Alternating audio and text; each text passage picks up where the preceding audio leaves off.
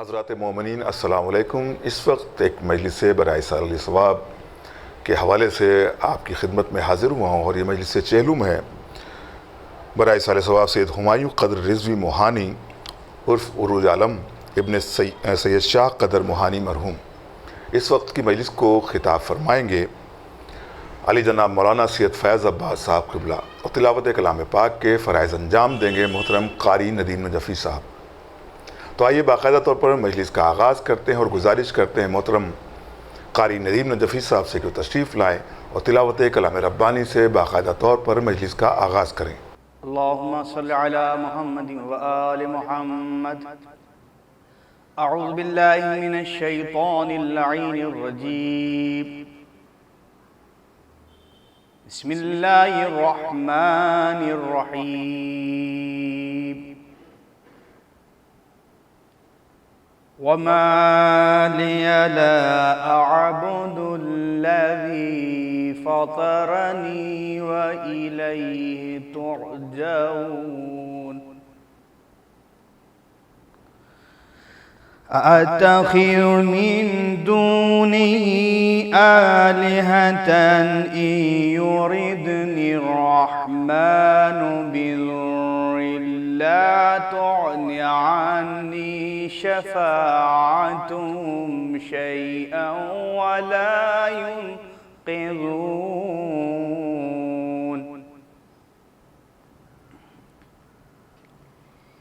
إني إذا لفي ضلال مبين،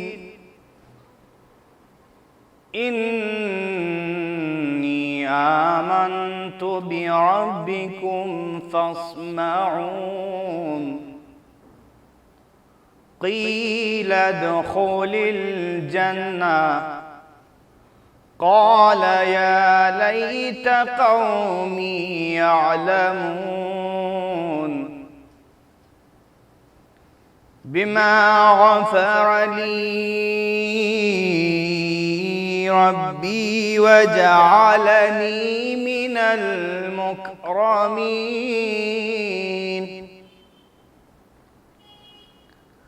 وما أنزلنا على قومه من بعده من جند من السماء وما كنا منزلين،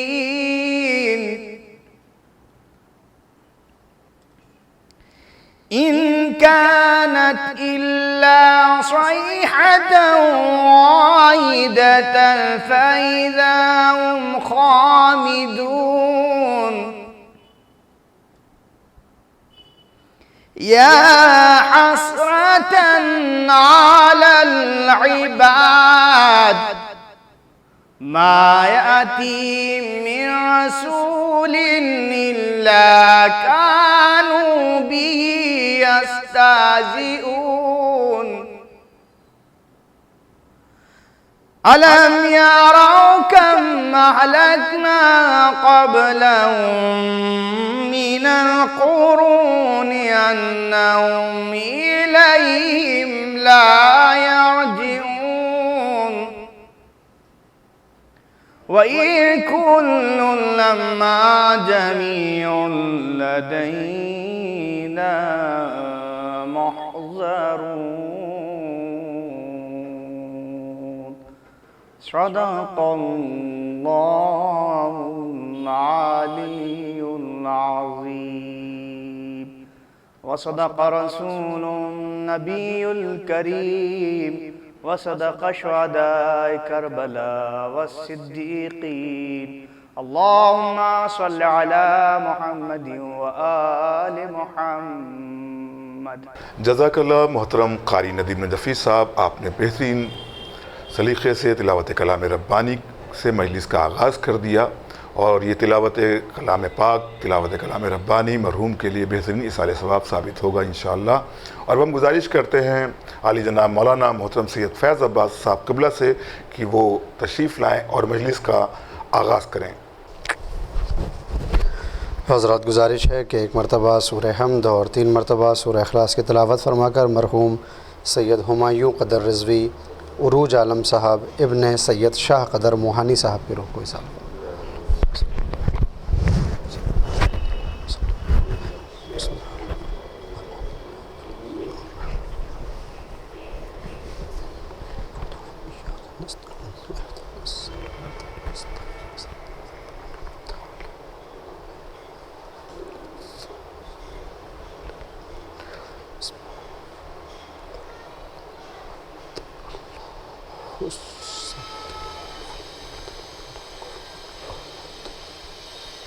بسم اللہ الرحمن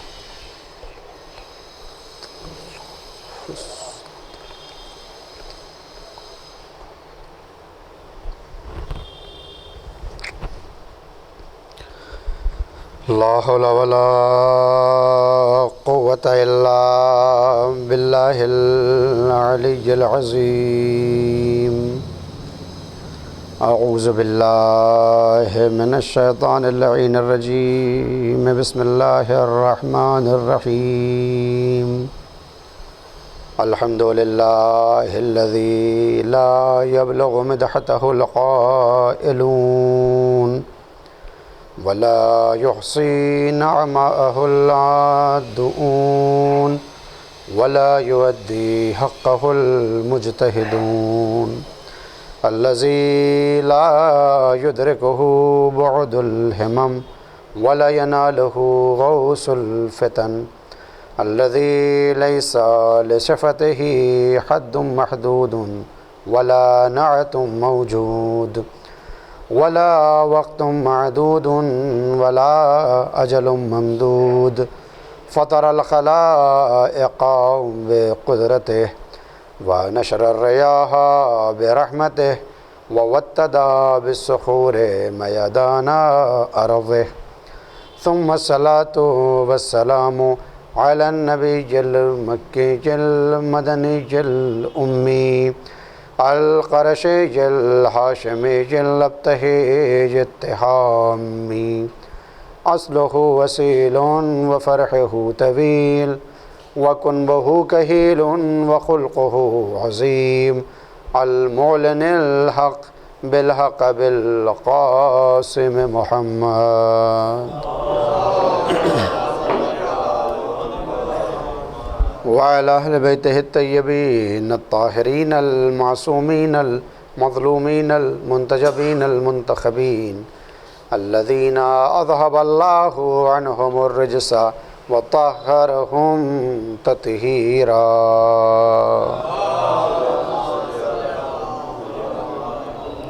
ولعنة الله على أعدائهم من الآن إلى قيام يوم الدين أما بعد فقد قال الله سبحانه تبارك وتعالى بسم الله الرحمن الرحيم تبارك الذي بيده الملك وهو على كل شيء قدير الذي خلق الموت والحياة ليبلوكم أيكم أحسن عملا صلوات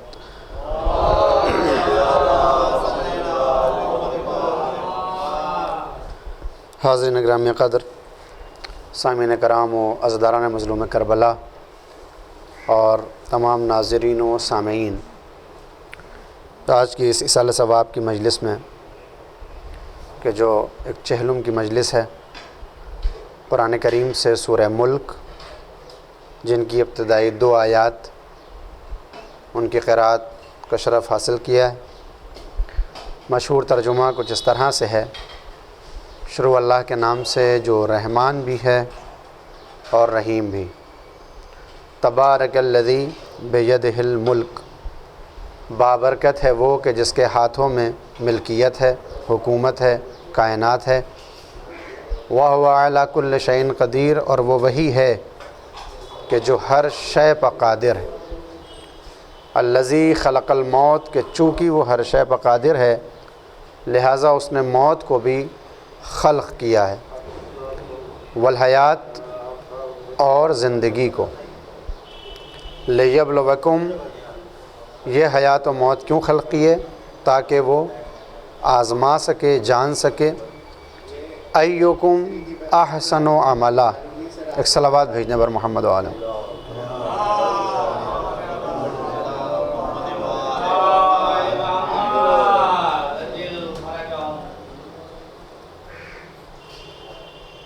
लियब्लुवकुम अय्युकुम अहसनु अमला, ताकि वो देख सके और आज़मा सके कि तुम में सबसे बेहतर अमल करने वाला कौन है। आम तौर पे हम ये ख़याल करते हैं कि चूँकि अल्लाह ने नेमत हयात हमको बख्शी है, लिहाजा इसके ख़ात्मे पे मौत आ जाती है। लेकिन अल्लाह इस आयत में इस तर्ज़ तफ़क्कुर को उलट के ये बता रहा है कि खलक़ल मौता वल हयात, क्योंकि उसने मौत को बनाया था इसलिए ज़िंदगी बनाई है। हम ये समझते हैं कि ज़िंदगी के ख़ात्मे का नाम मौत है, उसने कहा कि मौत की इब्तिदा का नाम ज़िंदगी है। लिहाजा अगर हमारे दरमियान से कोई चला जाए तो वो फ़ना नहीं होता, वो ख़त्म नहीं होता। हम उसके लिए लफ्ज़ इस्तेमाल करते हैं कि फ़लाँ साहब इंतकाल कर गए, यानी एक जगह से दूसरी जगह मुंतकिल हो गए, चले गए। ख़ात्मे का लफ्ज़ नहीं है। वो जो एक मारूफ़ जुमला है कि साहब फ़लाँ इंसान ख़त्म हो गए, ये हमारे उर्दू अदब की महदूदियत का किया धरा है कि हम लफ्ज़ ख़त्म उनके लिए इस्तेमाल करने लगे, वरना मौत ख़ात्मे को नहीं कहते। मौत एक नए सफ़र के आगाज़ को कहते हैं, अगरचे वो सफ़र हमारे दुनियावी सफ़र से थोड़ा अलग होता है। इस सफ़र का अंदाज़ ये होता है कि हम बहुत सी चीज़ों को मुहैया करते हैं ताकि सफ़र में परेशानी ना हो, और सफ़र के नाम से हम खुश होते हैं उस वक्त कि जब हमको मालूम हो कि जहाँ से जा रहे हैं और जहाँ तक जा रहे हैं वहाँ आराम ही आराम है, और रास्ते में भी हमें बेहतरीन एयर कंडीशन कार मिलने वाली है। तो फिर सफ़र से घबराहट नहीं होती, बल्कि अगर 5 बजे सुबह की ट्रेन हो या 6:30 बजे कार जाने वाली हो तो अपने आप 4 बजे आँख खुल जाती है कि कहीं ट्रेन छूट ना जाए। क्यों? इसलिए कि ये सफ़र हमारी अपनी मर्ज़ी से हो रहा है, ये सफ़र हम खुशी से कर रहे हैं, और हमने इतना एहतमाम कर रखा है कि अब जो हम सफ़र पे निकलने वाले हैं ये हमारे आराम के दिन होंगे। इस हज़र में, इस घर में, इस शहर में 10 ज़िम्मेदारियाँ थीं, लिहाजा अपने लिए वक्त नहीं निकाल सकते थे। अब ये छुट्टी का ज़माना आया है और सफ़र पे जाएंगे तो वहाँ ऐश व नोश होगा, लिहाजा इस सफ़र का इस्तक़बाल भी होता है और विजदान के अंदर एक खुशी भी पाई जाती है। अज़ीज़ान गिरामी, बस जाने वाला जो इस दुनिया से उस दुनिया में जा रहा है वहाँ पर भी अंदाज़ सफ़र यही है, मगर मौत से जो ख़तरा लाहक होता है, जो मौत से एक खौफ व हिरास है, वो इसलिए है कि न तो हमने सामान सफ़र तैयार किया है, न हमको हमारी मंजिल का अंदाज़ा है कि क्या मिलने वाली है। अगर ये पहले से यकीन हो कि जहाँ जा रहे हैं वहाँ पर हमारे लिए जन्नत मुंतज़िर है, जहाँ पर जा रहे हैं वहाँ के ऊपर पहले से दरिया और दरख्त हमारा इंतज़ार कर रहे हैं, जहाँ पे जा रहे हैं वहाँ हयात जावेदान मिलने वाली है, तो फिर मौत से घबराहट नहीं होती, बल्कि 18 बरस का जवान ये कहते हुए नज़र आता है कि हम मौत पे जा पड़ें या मौत हमारे ऊपर आ पड़े, क्या फ़र्क पड़ता है।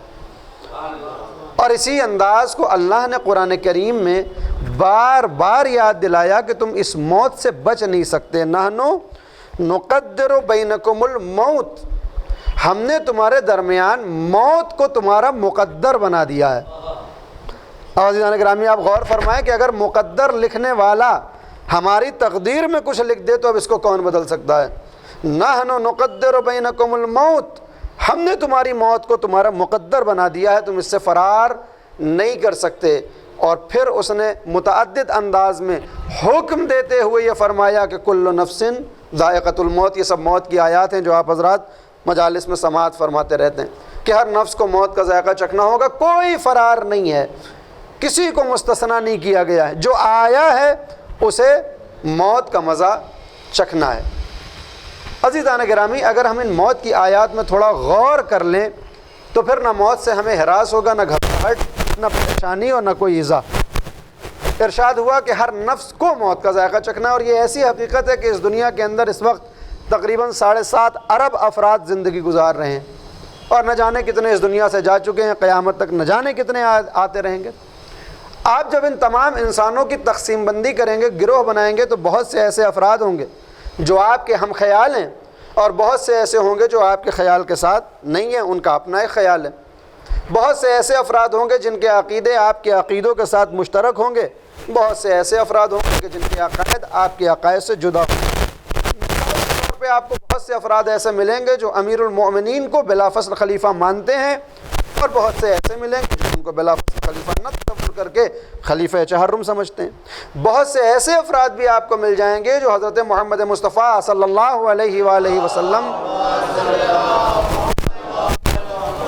کی نبوت اور رسالت میں آپ کے ساتھ شریک ہیں، ان کو نبی جانتے ہیں، ان کو رسول جانتے ہیں، لیکن جب آپ دائرہ اسلام سے خارج ہوں گے، یہودیت اور عیسائیت اور مسیحیت کی طرف قدم بڑھائیں گے، تو وہاں آپ کو پیغمبر اعظم کی نبوت کے کلمے پڑھنے والے افراد ملیں گے۔ وہ کہیں گے معاذ اللہ یہ جھوٹ ہے، یہ کذب ہے، یہ بہتان ہے، اور یہ ایک خیالی ہے کہ پیغمبر جو آخری تھے آپ کے وہ نبی ہیں۔ تمام ہو گئی نبوت، تمام ہو گئی۔ کاش متوجہ ہوں آپ۔ آج مجھے پانی میٹھا معلوم ہو رہا ہے، در عین حقیقت نہ اس دن کوئی تلخ چیز ملائی گئی تھی، نہ آج کوئی شیریں چیز ملائی گئی ہے، مگر میں کبھی پانی کو تلخ محسوس کر رہا ہوں، کبھی یہ پانی مجھے میٹھا نظر آ رہا ہے۔ یہ کیوں ہو رہا ہے؟ اس لیے کہ جب تک جسم صحیح و سالم ہو، پانی آپ کو میٹھا دکھائی دے گا اور اس کا مزمزہ آپ کریں گے، وہ آپ کو ٹیسٹ جو آئے گا وہ میٹھا ہوگا۔ لیکن جب جسم بیمار ہونے لگے، جب جسم میں خرابیاں آ جائیں، جب جسم میں برائیاں آ جائیں، تو یہ وہی پانی ہوتا ہے جو تلخ نظر آتا ہے اور اس کا مزہ تلخ ہو جاتا ہے۔ بعض گرامی، موت کا جو مزہ کرنا ہے انسان کو، اس کا اپنا کوئی مزہ نہیں ہے، مگر اگر روحیں صحیح و سالم ہوں، روحوں کے اندر عیب نہ پایا جائے، روحوں کے اندر بیماریاں نہ ہوں، روح ہماری علیل نہ ہو، تو پھر یہ موت شہد سے زیادہ شیریں نظر آتی ہے 13 برس کے بچے کو۔ لیکن اگر روحیں بیمار ہوں، روحوں کے اندر خرابیاں پائی جائیں، روحوں کے اندر علالت پائی جائے، علیل ہوں روحیں، تو اب یہ موت زہر حلاحل سے زیادہ کڑوی نظر آتی ہے۔ لہذا اگر ہم یہ چاہتے ہیں کہ یہ جو موت کا مزمزہ ہم کو کرنا ہے یہ ہم کو شیریں نظر آئے، تو پھر ہمیں اپنی زندگی میں ہمیں اپنی روح کا معالجہ کرنا ہوگا، ہمیں اپنی روح کا علاج کرنا ہوگا، روح کی بیماریوں کو دور کرنا ہوگا، اور جب روح کی بیماریاں دور ہو جائیں تو پھر موت ہمارے اوپر آ پڑے یا ہم موت کے اوپر چلے جائیں، کیا فرق پڑتا ہے؟ سوال یہ پیدا ہوتا ہے کہ جسم بیمار ہوتا ہے، ہمیں معلوم ہوتا ہے کہ صاحب یہ بیماری آ گئی، اس سے بچنے کا طریقہ کیا ہے، اور ہم ڈاکٹر کی طرف رجوع کرتے ہیں، کبھی حکیم کے پاس جاتے ہیں، کبھی کوئی دوا لیتے ہیں، کبھی کسی سے کوئی نسخہ لکھواتے ہیں۔ اب جب روح بیمار ہو جائے تو پہلے تو ہم کو یہ معلوم ہو کہ یہ روح بیمار کیسے ہوتی ہے، پہلے ہمیں مرض روح کا اندازہ تو ہو کہ روح بیمار کیسے ہوتی ہے، وہ معالجے تو بعد کی بات ہیں، ہمیں محسوس تو ہو کہ روح ہماری بیمار ہے یا نہیں۔ تو اب روح کی بیماریاں کیا ہیں؟ روح کی بیماری ہے شرک، روح کی بیماری ہے غلو، روح کی بیماری ہے معصیت، روح کی بیماری ہے حسد، روح کی بیماری ہے بغض، روح کی بیماری ہے عداوت، روح کی بیماری ہے دشمنی، کینہ پروری۔ اگر یہ ہمارے وجود میں پائے جائیں تو پھر ہمارا جسم کتنا بھی صحت یاب ہو اور صحت مند ہو، ہماری روح بیمار رہتی ہے، اور یہ موت ہم کو کیسی نظر آنے والی ہے وہ یا میں جانتا ہوں یا موت جانتی ہے۔ لہٰذا اللہ نے یہ تو کہا کہ تم موت کا مزہ چکھو گے، لیکن اس کا مزہ کیا ہوگا یہ خود تم طے کرو گے۔ تو اب سوال یہ پیدا ہوتا ہے کہ روح کی بیماریاں نہ آئیں ہم تک، ویکسین لگا لیں پہلے سے کہ تاکہ یہ بیماریاں آ ہی نہ پائیں، اور اگر خدا نہ خواستہ یہ بیماریاں روحانی آ جائیں، یہ روح کی بیماریاں آ جائیں، تو پھر ہمیں اس کا ٹریٹمنٹ پتہ ہونا چاہیے، اس کا علاج پتہ ہونا چاہیے کہ یہ بیماریاں کیسے ختم ہوں گی۔ تو عزیزو بس 3 چیزیں اگر انسان اپنی زندگی کے اندر ان چیزوں پہ متوجہ ہو جائے تو پھر روح بیمار نہیں ہوگی، اور اگر خدا نخواستہ بیمار ہو جائے تو معالجہ ہمارے پاس۔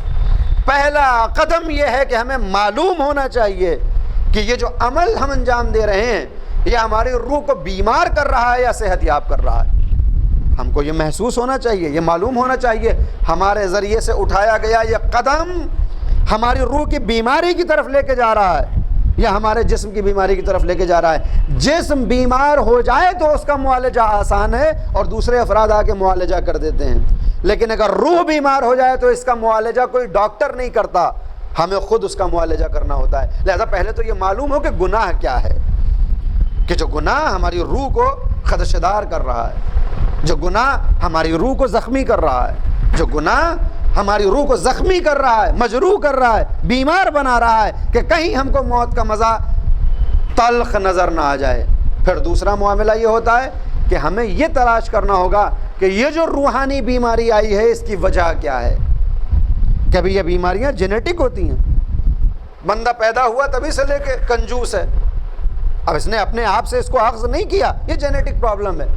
تو محسوس ہونا چاہیے مثال کے طور پہ کہ یہ جو بیماری آ رہی ہے اس کی علت کیا ہے۔ غصہ بہت آتا ہے، روحانی بیماری ہے روح کی، مگر یہ غصہ کیوں آ رہا ہے، کس وجہ سے آ رہا ہے، کون سے حالات ایسے بدلے کہ غصہ کرنا شروع کر دیا، کون سی ایسی زندگی میں تلخی آ گئی، کون سے ایسے معاملات زندگی میں دخیل ہو گئے کہ زندگی بدل گئی، انداز بدل گیا، کل تک بڑے اچھے تھے آج غصہ کرنے لگے۔ یہ محسوس ہونا چاہیے کہ یہ جو فلاں بیماری، یہ جو فلاں گناہ ہمارے اندر سرایت کر رہا ہے، اس کے پیچھے کون سے عناصر ہیں کہ جو ہماری روح کو بیمار کر رہے ہیں۔ اور جب یہ دو چیزیں ہو جائیں کہ ہمیں معلوم ہو کہ بیماری کیا ہے، ہمیں معلوم ہو کہ علت کیا ہے اس بیماری کی، تو پھر تیسرا قدم یہ ہوگا کہ ہمارا وجدان یہ قبول کرے اور دل سے یہ چاہے کہ ہمیں اس بیماری کا علاج کرنا ہے۔ اور جب یہ تین قدم ہم اٹھا لیں گے تو پھر ہمارے پاس معالجے بھی ہوں گے اور ہماری روح پاک و پاکیزہ ہو کے صحیح و سالم ہو کے دنیا سے چلی جائے گی۔ وہ معالجے کیا ہیں؟ اگرچہ یہاں پہ ایک ایک موضوع کے لیے ایک ایک اشرے کی ضرورت ہے کہ اس کو تبیین کیا جائے اور واضح کیا جائے، میں ایک اشارہ کر کے جا رہا ہوں، انشاءاللہ صاحبان ذوق اس کو تلاش کریں گے، اپنی زندگی کو بدلیں گے، میری زندگی کو بدلنے کی کوشش کریں گے۔ اور اس مجلس کے بعد اگر کسی کی زندگی میں ذرہ برابر بھی تبدیلی آ گئی تو مرحوم کے ایصال ثواب کے لیے یہ کافی ہوگا۔ جانے والا، صلہ رحم انجام دینے والا، با اخلاق، کم سخن مگر ہر ایک کی خوشی میں شامل ہونے والا، ہر ایک کے غم میں جانے والا، اور خاندان کا ایسا چشم و چراغ تھا کہ ہر زبان پہ اس کا تذکرہ ہو رہا ہے، جس کی زندگی اتنی باخوب ہو، اس کی موت کے بعد اگر معاشرے کے اندر، سماج کے اندر، خاندان کے اندر ذرا سی تبدیلی آ جائے تو پھر اس کی نجات کے لیے، اس کی فلاح کے لیے یہ کافی ہوگا۔ تو اب عزیزو، سب سے پہلے معلوم یہ ہو، میں بار بار دوہرا اس لیے رہا ہوں کہ ذہن میں محفوظ کر لیں کہ ہمیں معلوم ہو کہ روح کی بیماری کیا ہے، اس بیماری کی علت کیا ہے، سبب کیا ہے، کاز کیا ہے، اور اس کے بعد ہمارا ارادہ ہو کہ ہم کو اس بیماری کو ختم کرنا ہے۔ اب جب ختم کرنا ہوگا تو کیسے ختم ہوگی؟ بہت سے راستے ہیں۔ پہلا راستہ یہ ہے کہ ہر بیماری کا علاج اس کی ضد سے کرو۔ یہ حدیث ہے مولا الموحدین امیر المؤمنین علی بن ابی طالب علیہ الصلوۃ والسلام کی، فرماتے ہیں ہر بیماری کا علاج اس کی ضد سے ہوتا ہے۔ بعض وقت جسموں کی بیماری کا علاج بھی اس کی ضد سے ہوتا ہے۔ اور آپ تصور کرتے ہیں، آپ دیکھتے رہتے ہیں کہ مثال کے طور پہ اگر کسی کو بدہضمی ہو جائے کیونکہ زیادہ کھانا کھانے کی وجہ سے ہوئی ہے، لہٰذا اس کا علاج کیا ہے؟ کفاقہ۔ تو بعض وقت ہمارے جسمانی علاج بھی ضد سے ہوتے ہیں، ضد سے ہوتے ہیں، اور روحانی جتنے بھی علاج ہیں وہ ہمیشہ ضد ہی سے ہوتے ہیں، یعنی اس کے اپوزٹ جا کے آپ اپنی روح کو بہتر کر سکتے ہیں۔ مولا اول مولا امیر المؤمنین فرماتے ہیں کہ تم علاج کرنا چاہتے ہو تو پہلے بیماریوں کو تلاش کرو، اور جب بیماری تلاش کر لو پھر اس کی ضد تلاش کرو، اس کے اندر زندگی گزارو، یہ بیماری تمہاری ختم ہو جائے گی۔ زاد الغضب بالحلم، تمہیں غصہ بہت آتا ہے نا، غضب بہت آتا ہے، اس کا معالجہ کرنا چاہتے ہو حلم کے ذریعے کرو، بردباری پیدا کرو، غصہ آئے اس کو ٹالنے کی کوشش کرو۔ یہ تو آج ہمارا دور کہہ رہا ہے کہ جب غصہ آئے تو آپ زور زور سے ہنسنے لگیے، ہنسنے سے مراد یہ کہ حلم پیدا کریے، اپنے اندر بردباری پیدا کریے، یہ سوچئے کہ جس وقت غصہ آ رہا ہے اس غصے کے نتائج کیا ہوں گے، اور اس کو پینے کی کوشش کریے۔ لہذا حکم یہ ہوا کہ اگر کھڑے ہو تو بیٹھ جاؤ، اگر بیٹھے ہو تو پانی منگا کے پی لو۔ کیوں؟ کیونکہ یہ شیطانی صفت، یہ جتنے بھی گناہ ہیں، جتنی بھی روحانی بیماریاں ہیں، ان کے پیچھے جو علت ہے وہ ایک تو شیطان ہے، اور شیطان ہے آگ کا بنا ہوا۔ لہذا یہ جو غضب ہے، یہ جو غضب کی آگ جو شیطان سے نشأت لے رہی ہے، جو شیطانیت ہماری طرف آ رہی ہے، کہ پانی پی کے اس آگ کو بجھا دو۔ پھر اس کے بعد فرمایا کہ تم علاج کرنا چاہتے ہو، زاد الشہوۃ بالعفہ، شہوت کا علاج عفت کے ذریعے ہوگا۔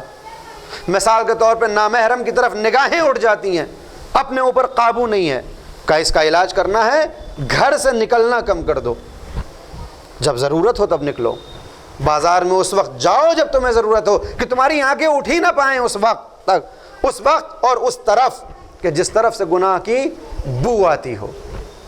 اور پھر یہ فرماتے ہیں کہ زاد الشر بالخیر، بہت برائیاں تمہارے اندر پائی جاتی ہیں، بہت خرابیاں پائی جاتی ہیں، اپنے اندر نیکیاں پیدا کرنے کی کوشش کرو، معالجہ خود ہو جائے گا، معالجہ خود ہو جائے گا. لہذا جان گرامی متعدد حدیثیں، میں ان کو اگر دہراتا رہوں تو وقت کافی ہو جائے گا.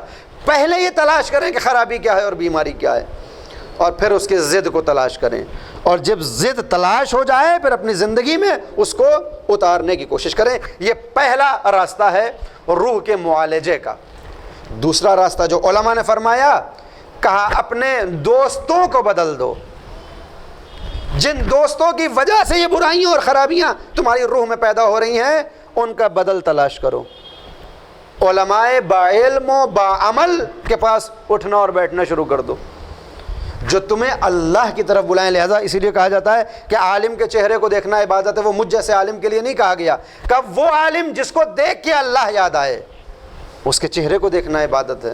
اس لیے کہ جتنی دیر تم اس کے چہرے کو دیکھو گے تمہیں اللہ یاد آتا رہے گا، اور جتنی دیر اللہ یاد آئے گا تمہاری روح کے اندر ایک انقلاب ہوگا، اتنی دور شیطان تم سے دور رہے گا. تمہاری روح میں رحمانی صفات آنے لگیں گی، رحمانی صفات آنے لگیں گی. اب عزیزان گرامی، ہم کو تو اللہ نے شیعہ خانوادے میں پیدا کیا ہے، ہم تو محب اہل بیت ہیں. اس سے زیادہ اور اللہ کیا کرم کرتا ہمارے اوپر کہ ہم کو بغیر کسی تلاش کے ولایت امیر المومنین مل گئی، ہم کو بغیر کسی ریسرچ کے اسلام مل گیا. ورنہ جو غیر مسلم یا غیر شیعہ افراد جب حق کے راستے میں آتے ہیں کتنی تکلیفیں ہوتی ہیں، کتنی صعوبتیں اٹھاتے ہیں، وہ یا خود جانتے ہیں یا ان کا خدا جانتا ہے. یہ تو اللہ کا کرم تھا کہ ہم کو تو کنواں بنا بنایا مل گیا ہے، صرف کھینچ کے پانی پینا ہے. ان سے پوچھئے جنہوں نے ان چاہ کو کھودا ہے اور بنایا ہے کہ کتنی زحمتیں اٹھائیں کہ تب جا کے یہ وجود میں آیا. تو اب ہم اگر یہی سمجھ لیں کہ ایک شیعہ ہوتا کیا ہے، ہمارا دعویٰ یہ ہے، بالخصوص میرا بھی، کہ میں مومن ہوں. تو مومن کی صفات کیا ہیں، کیسا ہونا چاہیے مومن کو، کیسا ہونا چاہیے ایک شیعہ کو. کہہ دینا بہت آسان ہے کہ ہم ان کے شیعہ ہیں. جب چہردہ معصومین کی زندگی کو ہم تلاشتے ہیں تو معصومین نے 50 صفات بتائے ہیں شیعوں کے، کہ تم شیعہ ہو نا، دیکھو اپنے اندر، تمہارے اندر یہ صفت پائی جاتی ہے یا نہیں پائی جاتی. تم شیعہ ہو ہمارے تو دیکھو اور جانو اور سمجھو کہ یہ صفت تمہارے اندر ہے یا نہیں ہے. کیا ہم نے کبھی ان صفات کو پڑھنے کی کوشش بھی کی؟ کیا ہم نے کبھی جاننے کی بھی کوشش کی کہ ایک شیعہ کہتے کس کو ہیں، ایک شیعہ ہوتا کیا ہے؟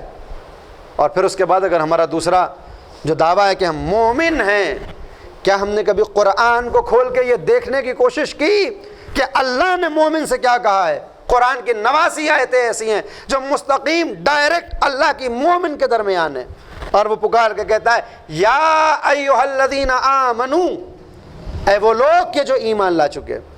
یا لفظوں کو بدل دوں کہ اے مومنو. یہ جو مومن کہہ کے اس نے بلایا ہے، اس کے بعد 89 آیتوں کے کچھ پیغام ہیں، کم از کم 89 پیغام تو ہیں. ان پیغامات کو کبھی ہم نے پڑھنے کی کوشش کی؟ کبھی ہم نے جاننے کی کوشش کی کہ اللہ ہم سے کیا چاہ رہا ہے؟ جب ہم نے شرط ہی پوری نہیں کی تو ہم کیسے کہہ سکتے ہیں کہ ہم مومن ہیں؟ جب ہم کو صفات تشیع ہی معلوم نہ ہوں تو ہم کیسے دعویٰ کر دیں گے کہ ہم شیعہ ہیں؟ یقیناً وہ جو ہمارا ایک عقیدہ ہے کہ جنت شیعوں کے لیے بنی ہے اور شیعہ تو جائیں گے ہی جنت میں، یہ بالکل حقیقت ہے، 100% حقیقت ہے. شیعہ ہی جنت جائیں گے، شیعوں کے ہی لیے جنت ہے. مگر سوال تو یہی ہے نا کہ ہم شیعہ ہیں یا نہیں ہیں؟ ہم نے شیعہ ہونے کا فرض ادا کیا ہے یا نہیں کیا ہے؟ مومنین کا انتظار کر رہی ہے جنت، مشتاق ہے مومن کی، مومن ہی جنت جائے گا. مگر سوال یہ ہے کہ کیا ہم نے ایمان کو سمجھا بھی ہے کہ کیا کہتے ہیں، ایمان کسے کہتے ہیں اور مومن کون ہوتا ہے؟ اگر یہ باتیں ہم اپنے اندر پیدا کر لیں تو پھر تو جنت شیعوں کی ہے. دلیل کیا ہے؟ میں ایک دلیل دے دوں، کہیں مجلس بہت سخت نہ ہو جائے. جب اللہ نے یہ چاہا کہ پوری کائنات بنائے اور زمین پہ حضرت آدم کو بھیجے تو کیا انتظام کیا؟ ملائکہ سے کہا کہ زمین پہ جاؤ اور وہاں کی خاک لے کے آؤ تاکہ آدم کا پتلا تیار کیا جائے. ایک ملک آسمان سے زمین پہ آیا، خاک اٹھانے لگا اور لے کے آسمان کی جانب جانے لگا. زمین رونے لگی. کتاب علل الشرائع شیخ صدوق. زمین رونے لگی، چلانے لگی، فریاد، نالو شیون، کہاں لے کے جا رہا ہے؟ اب آنے والا ملک کہتا ہے اللہ نے بلایا ہے اس مٹی کو منگوایا ہے، لہٰذا زمین سے لے کے آسمان پہ جا رہا ہوں۔ زمین نے کہا کہ لے کے جانا چاہتا ہے، پہلے میری فریاد اللہ تک پہنچا دے کہ میں پستی میں ہوں، مجھے یہیں رہنے دے، میری مٹی کو مجھ سے جدا نہ کر، میں یہیں رہنا چاہتی ہوں، مجھے آسمان کی ہواؤں کی سیر نہیں کرنی۔ جا اور کہہ دے کہ وہ آنے پہ تیار نہیں ہے، زمین اپنا جز یعنی مٹی دینا نہیں چاہتی۔ ملک واپس گیا، بار الہ زمین کی اپنی مٹی کو اوپر نہیں بھیجنا چاہتی، کہ کوئی اور ہے جو لے کے آ جائے۔ دوسرا ملک تیار ہوا کہ ہاں میں لے کے آتا ہوں، زمین پہ آیا، مٹی اٹھائی، پھر وہی قضیہ، نہیں جانا چاہتی۔ یہ واپس آیا، فریاد و نالہ و شیون۔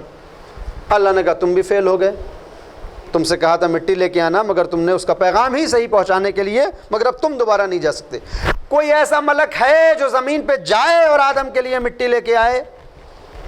ایک ہیکل فرشتہ اپنی جگہ سے بلند ہوا، بار الہ اگر تیرا حکم ہے تو مجھے اجازت دے، میں زمین پہ جاؤں اور مٹی لے کے آؤں۔ لے کے آ سکو گے؟ کیوں نہ لا سکوں گا۔ آیا، زمین پہ مٹی کو اکٹھا کیا، جمع کیا، اوپر لے کے جانے لگا، اور زمین نے اپنا پرانا حربہ استعمال کیا۔ کہاں لے کے جا رہا ہے؟ مجھے یہیں رہنے دے، مجھے آسمان کی سیر نہیں کرنی۔ کہا میرے اللہ کا حکم ہے، جانا تو پڑے گا۔ زمین روتی رہی، چلاتی رہی، اور اس نے مٹی اٹھائی، لے کے آسمان پہ پہنچا۔ اللہ نے دیکھا کہ مٹی آ چکی ہے، کہا کہ لے آیا مٹی؟ کہا ہاں میرے مالک، تیرا حکم تھا میں لے آیا۔ روئی نہیں تیرے سامنے زمین؟ روئی تھی۔ فریاد نہیں کیا؟ فریاد بھی کی تھی۔ پھر کیوں لے آیا؟ کہا تیرا حکم تھا، اب وہ روتی ہے تو روتی رہے، اس کو پریشانی ہوتی ہے تو ہوتی رہے، تیرے حکم کے آگے میرا سر خم ہے، میں نے تیرے حکم کی لاج رکھی اور اس مٹی کو لے کے آ گیا۔ اللہ نے کہا کہ تم کام کے فرشتے ہو، تم میرے حکم کے آگے کسی کے رونے کو نہیں دیکھتے، تم میرے حکم کے آگے کسی کے نالہ و شیون و فریاد کو نہیں دیکھتے، لہٰذا آج کے بعد قیامت تک جب بھی مجھے مٹی منگوانی ہوگی تو میں تمہیں کو بھیجوں گا۔ لہٰذا اس دن سے لے کے آج تک اور آج سے لے کے قیامت تک اچھا خاصا فرشتہ ملک الموت بن گیا، اور وہ آتا ہے، آپ روتے رہیے، جانے والا لے کے چلا جاتا ہے، جس کا وقت آ گیا وہ لے کے چلا جاتا ہے۔ اور اس نے اپنے آپ کو خود گرفتار کیا ہے اس اللہ کے حکم میں، کیونکہ یوں ملک آئے، آپ کو معلوم ہو جائے کہ آپ کے یہاں جبریل آنے والے ہیں، پھر دیکھیے آپ کا انداز کیا ہوگا۔ آپ کو ایک احساس ہو جائے کہ آج ملک آپ کے یہاں آنے والا ہے، آپ کتنے خوش ہوں گے۔ پہلے سے ہی پوسٹر اور بینر لگ جائیں گے کہ صاحب میرے گھر جبریل آنے والے ہیں۔ لیکن اگر یہ محسوس ہو جائے کہ ملک الموت آنے والے ہیں، تو پھر تو اتنا خوف ہوتا ہے کہ جس دروازے کو خود استعمال کرتے ہیں اس دروازے سے جنازہ بھی لے کے جانے نہیں دیتے، نیا دروازہ توڑا جاتا ہے، اس میں سے لے کے جاؤ۔ اسی لکھنؤ میں یہ سب ہوا ہے، اتنا خوف، اتنا ہراس ہوتا ہے موت کا، جبکہ ایک ملک آ رہا ہے، خوش ہونا چاہیے۔ تو یہ ملک بیچارہ اتنا اپنے آپ کو اس نے اتنا بدنام معاذ اللہ کیوں کر لیا؟ کہ یہ اس کی اپنی خواہش تھی، اور اللہ نے اس کے عمل کی وجہ سے اسے 4 بڑے فرشتوں میں شامل کر دیا کہ انسانوں کی نگاہ میں یہ جیسا بھی ہو، مگر اس کا مرتبہ وہی ہے جو جبریل کا ہے، اس کا مرتبہ وہی ہے جو میکائیل کا ہے، لہٰذا ان ملائکہ میں شامل ہے جو 4 بڑے ملک ہیں، جن کے کاندھوں پہ یہ آسمان و زمین استوار ہیں۔ ان میں حضرت اسرافیل بھی ہیں کہ جو آتے ہیں اور لے کے چلے جاتے ہیں۔ مٹی آسمان پہ پہنچی، پتلا آدم کا تیار ہوا، آپ ہزاروں مرتبہ مجلسیں سنتے رہتے ہیں، آپ کو پوری تفسیریں یاد ہیں قرآن کی۔ کہا میں اس کو خلیفہ بنانا چاہتا ہوں، سب نے اعتراض کیا یہ کیسے بن سکتا ہے، ہم تیری تسبیح کرتے ہیں، تیری تقدیس کرتے ہیں، یہ جائے گا زمین پہ فساد کرے گا۔ دیکھیں ملک جھوٹ نہیں بول سکتا، ملک اگر یہ کہہ رہا ہے کہ زمین پہ جا کے فساد کرے گا تو علم غیب تو ہے نہیں اس کے پاس، ملک کے پاس علم غیب نہیں ہوتا۔ کوئی ایک ایسا پیشینہ موجود تھا، کوئی ایسی تاریخ تھی کہ زمین پہ آنے والی مخلوقات نے فساد کیا تھا، لہذا فرشتے نے یہ کہا کہ میرے اللہ جیسے پہلے والی مخلوقات نے فساد کیا، دنیا تباہ ہوئی، یہ بھی زمین پہ جائے گا اور فساد کرے گا، دنیا تباہ ہوگی، لہذا ہم میں سے خلیفہ بنا جو تیری تسبیح کرتے ہیں، تیری تقدیس کرتے ہیں۔ اسی لیے صادق آل محمد سے جب کسی نے پوچھا کہ آدم سے پہلے کون تھا، فرمایا آدم۔ کہا ان سے پہلے کون تھا؟ کہا آدم۔ کہا ان سے پہلے کون تھا؟ کہا آدم۔ کہا مولا یہ کیا مسئلہ ہے، میں پوچھ رہا ہوں کہ آدم سے پہلے کون تھا، آپ آدم آدم کرتے چلے جا رہے ہیں۔ کہا اللہ نے نہ جانے کتنی مرتبہ اس دنیا کو بنایا، نہ جانے کتنی مرتبہ اس دنیا کو مٹایا، ہر دنیا کا جو پہلا انسان ہوتا تھا اس کا نام آدم ہوتا تھا، کبھی انسان آئے، کبھی نسناس آئے، کبھی اجنہ آئے، کبھی کوئی دوسری مخلوق آئی، یہ جو آدم جس کی نسل سے ہم ہیں، ان کی زوجہ کا نام حوا ہے اور ان کو بھی آدم کہتے ہیں۔ لہذا کہا کہ امتحان کر لیا جائے، اور امتحان ہوا، وہ ساری باتیں آپ کو معلوم ہے۔ جب امتحان میں حضرت آدم کامیاب ہو گئے تو کہا کہ جاؤ اب تم جنت میں چلے جاؤ۔ میں نے کہا میرے اللہ آدم نے ایسا کیا کیا جو جنت میں بھیج رہا ہے تو؟ ابھی تو نمازیں بھی فرض نہیں ہوئی، نہ روزے ہیں، نہ حج و زکوٰۃ و خمس و جہاد، اور جنت کچھ کرنے پر ملتی ہے۔ یہ تو ہمارا خیال ہے کہ جنت ہمارے نام لکھ دی گئی ہے، ورنہ آیت اللہ بہجت فرماتے ہیں کہ بہشت را بے بہامی دہاں نہ بے بہانے، جنت کو قیمت سے حاصل کیا جائے گا، بہانے سے حاصل نہیں کر سکتے کہ کچھ بھی کہہ دیا۔ اور اگر روز محشر بہانوں کے ذریعے جنت مل جائے تو ہم مولویوں سے اچھا بہانہ کس کے پاس ہوتا ہے؟ تو ہم میں سے ہر انسان جنت جائے گا۔ جو ہمارے پاس بہانے ہوتے ہیں وہ آپ کے پاس نہیں ہو سکتے، بڑے اچھے اچھے ہوتے ہیں۔ جیسے آج 1 گھنٹہ لیٹ آیا تو بارش کو بہرحال قاصر قرار دے دیا، ورنہ آنا چاہتا تو کوئی نہ کوئی طریقہ نکال سکتا تھا۔ تو بہشت کو بہا سے دیا جاتا ہے، بہانے سے نہیں دیا جاتا۔ میرے اللہ یہ آدم کیوں جا رہے ہیں؟ انہوں نے کون سا بہا دیا ہے؟ کہ تم نے دیکھا نہیں ملائکہ کو انہوں نے پڑھایا ہے، کاش متوجہ ہوں آپ، تدریس اسماء پنجتن کرنے کی وجہ سے حضرت آدم کو جنت مل رہی ہے۔ میں رک کے جملہ کہنا چاہتا ہوں، میرے اللہ اپنے اس قانون کو برقرار رکھنا کہ اگر ایک مرتبہ آدم فرشتوں کو یہ بتا دے کہ یہ اللہ ہے، یہ محمد ہے، یہ علی ہے، یہ فاطمہ ہے، یہ حسنین ہے، تو ان کے اوپر جنت فرض کر دیتا ہے۔ میرے اللہ ہماری مائیں اپنے نہ جانے کتنے بچوں کو آغوش میں لے کے کہتی ہیں اللہ ایک ہے پنجتن 5 ہیں، امام 12 ہیں۔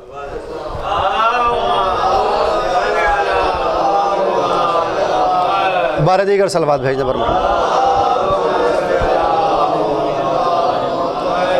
میں نے کہا ٹھیک ہے میرے اللہ، مجھے کوئی اعتراض نہیں ہے، جائیں جنت میں، مگر یہ قانون باقی رہے۔ جانے لگے حضرت آدم جنت کی جانب، آواز آئی آدم ٹھہر جاؤ، قرآن کریم ہے۔ حضرت آدم ٹھہر گئے۔ کہاں جا رہے ہو؟ میرے اللہ تو نے کہا جنت میں چلا جاؤں، جا رہا ہوں۔ کہا نہیں، اکیلے کیوں جا رہے ہو؟ کہا پھر کس کو لے کے جاؤں؟ کہا یہ حوا بھی تو ہیں، کاش متوجہ ہوں آپ، ان کو بھی لے کے جاؤ اور تم دونوں جنت میں سکونت اختیار کر لو۔ یہی ہے نا قضیہ، قرآن کریم ہے۔ حضرت حوا جانے لگیں اور میں ٹھہرا مولوی، میں نے پھر اعتراض کر دیا۔ میں نے کہا آدم کو تو جنت میں بھیج رہا ہے، اچھی بات ہے، ملائکہ کو سکھایا ہے کچھ، حوا نے ایسا کیا کیا ہے؟ یہ حوا کیوں جنت میں جا رہی ہیں؟ نہ نمازیں، نہ روزے، نہ پنجتن کے نام سیکھے، نہ سکھائے، یہ کیوں جا رہی ہیں؟ آواز آئی تجھے معلوم ہے کہ حوا کون ہے؟ میں نے کہا خوب معلوم ہے میرے اللہ، یہ آدم کی زوجہ ہیں۔ کہ نہیں وہ تو رشتہ بتا رہے ہو، مجلس پڑھتے پڑھتے اگر کبھی کچھ وقت ملتا تو کتابیں بھی پڑھ لیتے، معلوم ہوتا کہ حوا کون ہے۔ میں نے کہا میرے مالک تو ہی بتا دے یہ حوا کون ہے۔ آواز آئی کہ وہ جو تم بتا رہے ہو کہ یہ زوجہ ہیں وہ رشتہ ہے۔ حقیقت حوا کو جاننا چاہو تو یہ سمجھو کہ جب میں نے آسمان پر زمین سے مٹی منگوائی تھی تو پہلے آدم کا وجود تیار ہوا، اور آدم کا جب پتلا بن گیا، جو بچی ہوئی مٹی تھی، کاش متوجہ ہوں آپ، جو بچی ہوئی مٹی تھی اس سے حوا کو بنا دیا۔ لہذا حوا کوئی جدا از آدم نہیں ہے بلکہ جزو آدم ہیں، کاش متوجہ ہوں آپ، یہ جزو آدم ہیں۔ جو آدم ہے وہ حوا ہے، آدم کل ہے، حوا جز ہیں۔ لہذا میری عدالت کا تقاضا یہ ہے کہ جب کل جنت جائے تو میں جز کو بھی جنت میں بھیجوں، کیونکہ وہ اس سے جدا نہیں ہے۔ میں نے کہا میرے اللہ ٹھیک ہے، اس قاعدے پہ برقرار رہنا کہ اگر کل جنت جائے تو جز جنت جاتا ہے۔ میرے اللہ یہ قانون برقرار رکھنا، اس لیے کہ ہماری نگاہوں کے سامنے صادق آل محمد کی وہ حدیث ہے، یا رب اے میرے اللہ، پھر اس کے بعد فرماتے ہیں رحم اللہ علی شیعتنا، میرے اللہ میرے شیعوں کے اوپر رحم کرنا۔ کیوں؟ خلقوا من فاضل طینتنا، کیونکہ یہ ہماری بچی ہوئی طینت سے بنائے گئے۔ وَأُجِنُوا بِمَاءِ وِلَایَتِنَا، اور ان کے خمیر میں جو پانی استعمال ہوا وہ ہماری ولایت کا پانی تھا۔ اوجینو کا لفظ تو آپ مانوس ہے نا، اس سے معجون ایک لفظ استعمال ہوتا ہے، معجون کہتے ہیں خمیر کو۔ مولا فرماتے ہیں خلقوا من فاضل طینتنا، یہ ہمارے شیعہ ہماری بچی ہوئی طینت سے خلق کیے گئے۔ اوجینو بماء ولایتنا، اور ان کے خمیر میں ہماری ولایت کا پانی استعمال ہوا۔ تو بس میرے اللہ، تو اب جب روز محشر ہوگا صادق آل محمد جنت جائیں گے، جائیں گے نہیں تقسیم کریں گے۔ جنت ان کے صدقے میں بنی، تو جب یہ جنت جائیں گے تو ہم بھی ان کے پاس آ کے کھڑے ہو جائیں گے۔ میرے اللہ جب آدم کا جز حوا، آدم کی وجہ سے جنت جائے گا تو ہم بھی تو انہی کا جز ہیں، اس لیے کہ صادق نے کہا ہے خلقوا من فاضل طینتنا اوجنوا بماء ولایتنا، اگر وہ جائیں گے تو شیعہ بھی جنت میں جائیں گے۔ آواز آئے گی کہ لا سنت اللہ تبدیلا، اللہ کی سنت تبدیل نہیں ہوتی، ہم نے قانون کو برقرار رکھا ہے۔ جیسے آدم کا جز جنت جائے گا، صادق آل محمد کا جز بھی جنت جائے گا، جو شیعہ ہو وہ چلا جائے، مگر جو شیعہ ہو وہ چلا جائے، جو شیعہ ہو وہ چلا جائے۔ اور پھر اس کے بعد لوح محفوظ پہ شیعت کے علامتیں چمکنے لگیں گی کہ تلاشو اپنے اندر یہ پہلی صفت ہے یا نہیں، تلاشو اپنے اندر وہ دوسری صفت ہے یا نہیں، تلاشو اپنے اندر یہ تیسری صفت ہے یا نہیں۔ لہذا اب علی ولی اللہ کہنے والے اور نہ کہنے والے، محمد رسول اللہ کہنے والے اور نہ کہنے والے کوئی دعویٰ نہیں کر سکتے۔ تلاشنا ہوگا، وہاں پر ایک لسٹ لگی ہوگی کہ یہ صفات ہمارے اندر تھی یا نہیں تھی۔ اگر یہ صفات تھیں تو پھر ہم صادق آل محمد کے صدقے میں جنت جانے والے ہیں۔ جنت ہمارے لیے خلق ہوئی ہے، شیعوں کے لیے خلق ہوئی۔ لیکن اگر خدا نہ خواستہ ان 50 علامتوں میں 5 علامتیں بھی ہمارے اندر نہ پائی جائیں اور پھر ہم یہ دعویٰ کریں کہ ہم ان کے شیعہ ہیں، تو جواب آئے گا یہ تو تم کہہ رہے ہو، ہم بھی تو قبول کریں کہ تم ان کے چاہنے والے ہو۔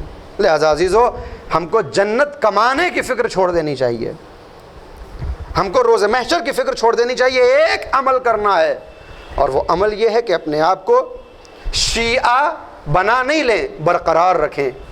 اس لیے کہ بنا کے تو اللہ نے خود بھیجا ہی تھا، یہ تو پہلا کرم اللہ کا ہوا نا ہمارے اوپر کہ ہم کو شیعہ خانوادے میں بھیجا۔ ہم کو اپنی شیعیت کو برقرار رکھنا ہے۔ جب ماں کی آغوش میں آئے تو ہر برائی سے پاک تھے، جب ماں کی آغوش میں آئے تو ہر گناہ سے دور تھے، جب ماں کی آغوش میں آئے تو معصوم تھے، جب ماں کی آغوش میں آئے تو پاک و پاکیزہ تھے۔ ہم کو اس پاکیزگی کو برقرار رکھنا ہے، ہم کو شیعہ بننا نہیں ہے۔ شیعہ بن کے آیا ہے ہر انسان، لیکن اپنی شیعت کو بچا کے رہ جائے۔ اور خدا کی قسم اگر ہم نے صرف کوشش بھی کر لی، کوشش کر لی، نہ بھی بن سکے، تو اللہ تو اتنا کریم ہے جو کوششوں پہ بھی اجر دینے والا ہے۔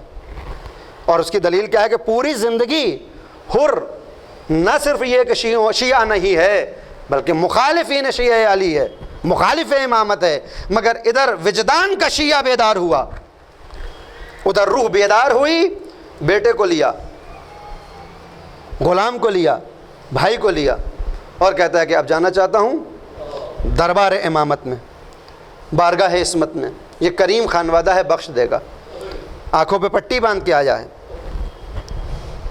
ہاتھوں کو بھی باندھ کے آیا ہے تاکہ حسین کے سامنے جائے اور اپنی غلطی کا اقرار کرے۔ عزیزو، آپ جانتے ہیں جب شب عاشور آئی ہے تو تیر بارانی ہوئی ہے فوج اشقیاء کی طرف سے۔ حسین نے اکبر و عباس کو بلایا کہ پسر سات سے یہ کہو کہ 1 رات کی ہمیں مہلت دے دے، 1 رات کی مہلت دے دے، صبح ہوگی، صبح عاشور، جنگ ہوگی، اور وہ جو چاہے کرے، 1 رات ہم چاہتے ہیں۔ میں اکثر سوچا کرتا تھا کہ یہ امام نے 1 رات کی مہلت کیوں مانگی؟ اس لیے کہ اگر یہ جو جنگ 10 محرم کو دھوپ کے عالم میں ہوئی ہے، دیکھیں نتیجہ تو وہی ہونا تھا جو ہوا۔ اگر یہ جنگ شب عاشور ہو جاتی تو پیاسوں کی پیاس کچھ کم ہوتی، دھوپ کی حدت اور شدت نہ ہوتی، اور شہداء اپنی شہادت پیش کر دیتے۔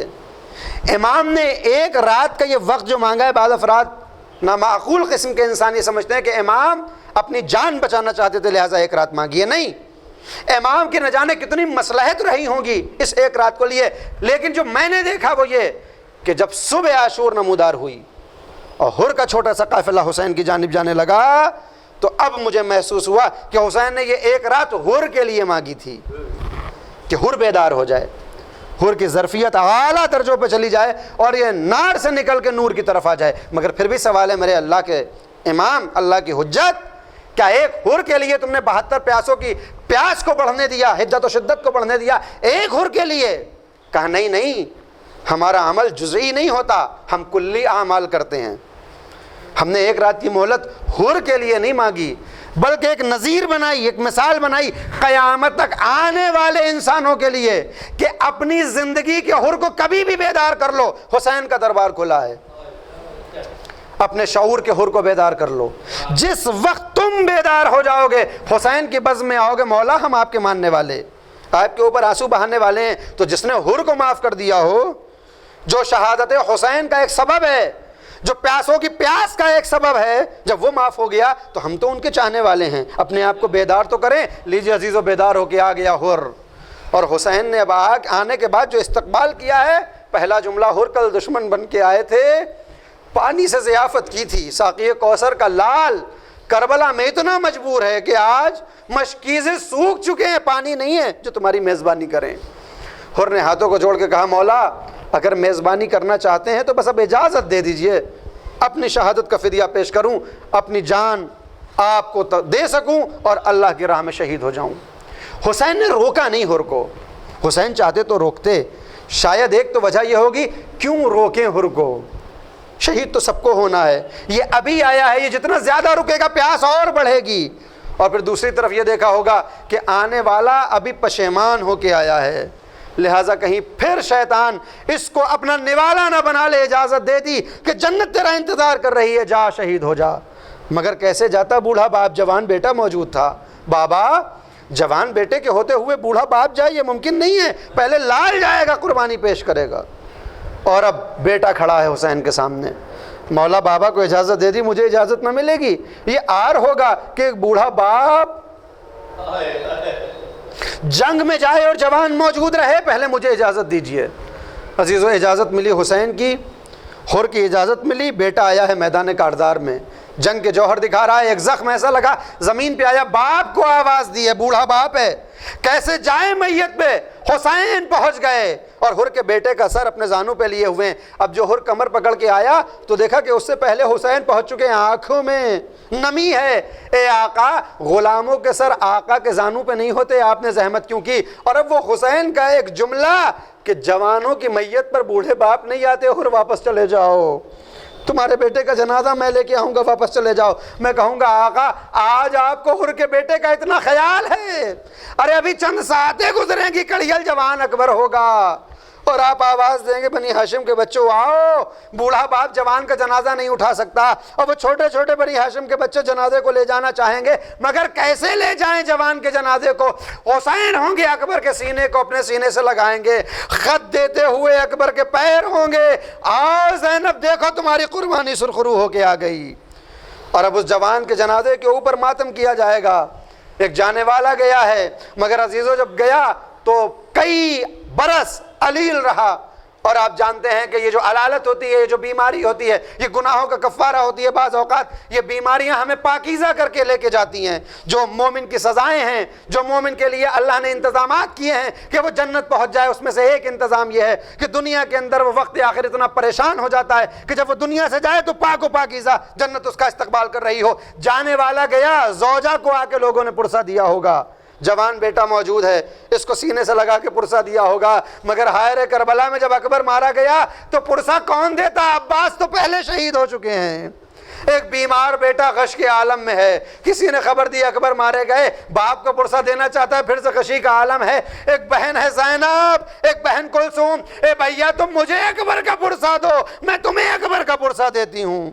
لیجئے پرسہ تمام ہوا، عصر عاشور، حسین مظلوم کربلا آمادہ ہو گئے ہیں جہاد آخر کے لیے میدان کاردار میں۔ اے فوج عشقیہ آؤ، 3 دن کے بھوکے اور پیاسے کی جنگ دیکھو۔ اے بیٹا اکبر تمہیں بڑا اشتیاق تھا کہ اپنے بابا کی جنگ کے جوہر دیکھو، آج حسین تمہیں جنگ کے جوہر دکھائے گا۔ آؤ عباس، تمہاری شجاعت مشہور زمانہ ہے، حسین کی شجاعت کا نظارہ کرو، تلوار کو بے میان کیا ہے، اور اب فوجیں ہیں جو دیوار کوفہ سے ٹکرا رہی ہیں۔ الامان الحفیظ کی آوازیں ہیں، آواز آئی اے نفس مطمئنہ ارجعی الی ربک راضیۃ مرضیہ۔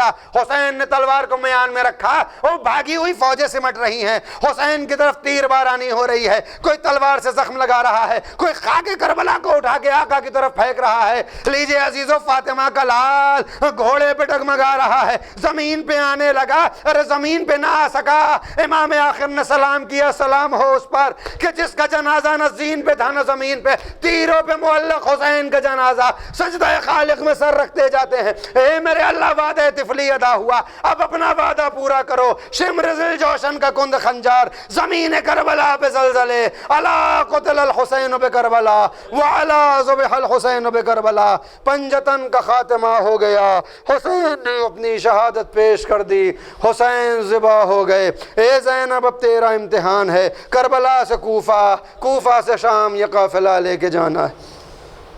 انا للہ و انا الیہ راجعون، رضم بقضائہ و تسلیما لامرہ، سیعلم الذین ظلموا ای منقلب ینقلبون۔ حضرات مزید گزارش ہے کہ ایک مرتبہ سورہ حمد اور 3 مرتبہ سورہ اخلاص کی تلاوت فرما کر جس مرحوم کے لیے مجلس اعظم منعقد کی گئی ہے، یعنی جناب ہمایوں قدر رضوی عروج عالم صاحب ابن شاہ قدر موہانی صاحب کی روح کو اصال فرما۔